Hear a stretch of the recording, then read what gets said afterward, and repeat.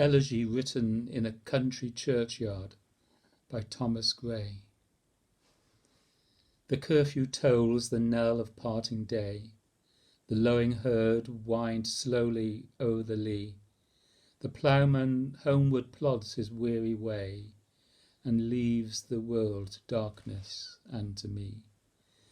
Now fades the glimmering landscape on the sight, and all the air a solemn stillness holds, save where the beetle wheels his droning flight, and drowsy tinklings lull the distant folds. Save that from yonder ivy-mantled tower the moping owl does to the moon complain, of such as, wandering near her secret bower, molest her ancient solitary wain. Beneath those rugged elms that yew trees shade, where leaves the turf in many a mouldering heap, each in his narrow cell for ever laid, the rude forefathers of the hamlet sleep. The breezy call of incense-breathing morn, the swallow twittering from the straw-built shed, the cock's shrill clarion or the echoing horn, no more shall rouse them from their lowly bed. For them no more the blazing hearth shall burn, or busy housewife ply her evening care. No children run to lisp their sire's return, or climb his knee the envied kiss to share. Oft did the harvest to their sickle yield, their furrow oft the stubborn glebe has broke. How jocund did they drive their team afield, how bowed the woods beneath their sturdy stroke.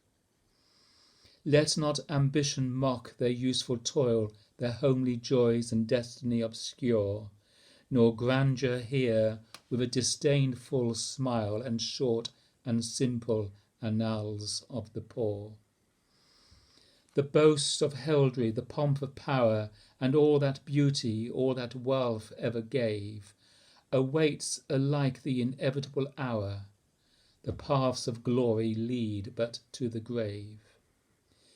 Nor you, ye proud, impute to these the fault, if memory o'er their tomb no trophies raise, where through the long-drawn aisle and fretted vault the pealing anthem swells the note of praise. Can storied urn or animated bust back to its mansion call the fleeting breath? Can honour's voice provoke the silent dust, or flattery soothe the dull cold ear of death? Perhaps in this neglected spot is laid some heart once pregnant with celestial fire, hands that the rod of empire might have swayed, or waked to ecstasy the living lyre. But knowledge to their eyes her ample page, rich with the spoils of time, did ne'er unroll. Chill penury repressed their noble rage, and froze the genial current of the soul. Full many a gem a purest ray serene the dark unfathomed caves of ocean bear. Full many a flower is born to blush unseen, and waste its sweetness on the desert air. Some village, Hampton, that with dauntless breast the little tyrant of his fields withstood, some mute, inglorious Milton here may rest, some Cromwell guiltless of his country's blood. The applause of listening senates to command, the threats of pain and ruin to despise, to scatter plenty o'er a smiling land, and read their history in a nation's eyes. Their lot forbade, nor circumscribed alone their growing virtues, but their crimes confined, forbade to wade through slaughter to a throne, and shut the gates of mercy on mankind. the struggling pangs of conscious truth to hide, to quench the blushes of ingenious shame, or heap the shrine of luxury and pride with incense kindled at the Muses' flame. Far from the madding crowd's ignoble strife, their sober wishes never learned to stray. Along the cool, sequestered vale of life, they kept the noiseless tenor of their way.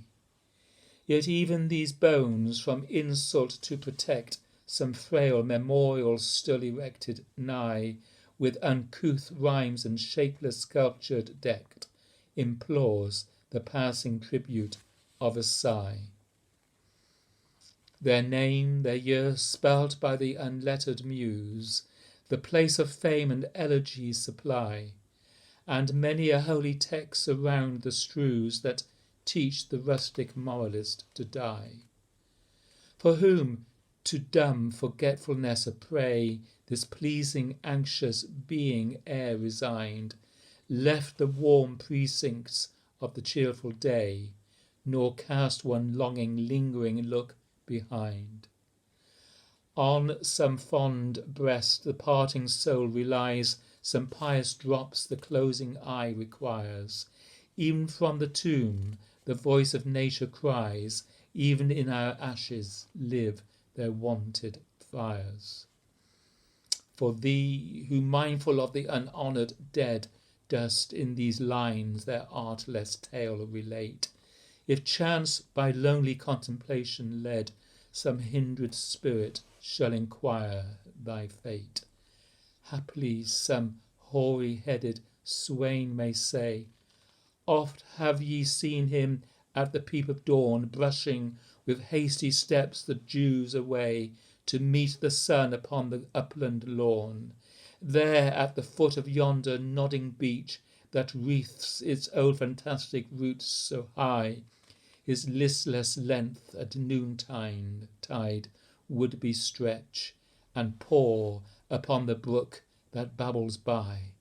Hard by yon wood, now smiling as in scorn, muttering his wayward fancies he would rove, now drooping woeful wan like one forlorn, or crazed with care, or crossed in hopeless love. One morn I missed him on the custom hill, along the heath, and near his favourite tree.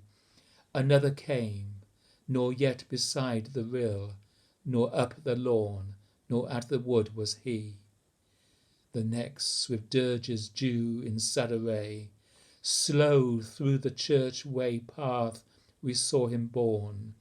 Approach and read, and thou canst read the lay graved on the stone beneath yon aged thorn. There scattered oft, the earliest of the year, by hands unseen are showers of violets found. The red breast loves the bill and warble there, and little footsteps lightly print the ground. The epitaph. Here rests his head upon the lap of earth, a youth, to fortune and to fame unknown. Fair science frowned not on his humble birth, and melancholy marked him for her own. Large was his bounty, and his soul sincere. Heaven did a recompense as largely send. He gave to misery all he had, a tear.